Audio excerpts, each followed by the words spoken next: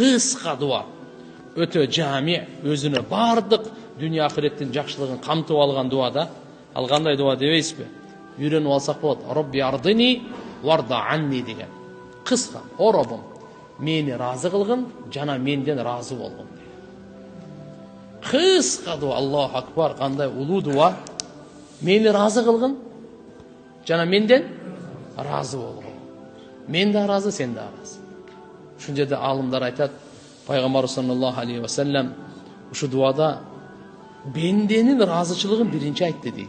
Алла мени разы кылгын депчи. Дүйнөдө мага ушунча ырыскы бер, разы болоюн. Ушунча өмүр бер, ушунча ден соолук бер, ушунча перзент бер, ушунча авир, намыс бер. Алла ушунча бакыт бер, мен разы болоюн. Мени разы кыл. Жана менден да сен разы бол. Алла неден разы болот? Ибадаттан разы болот.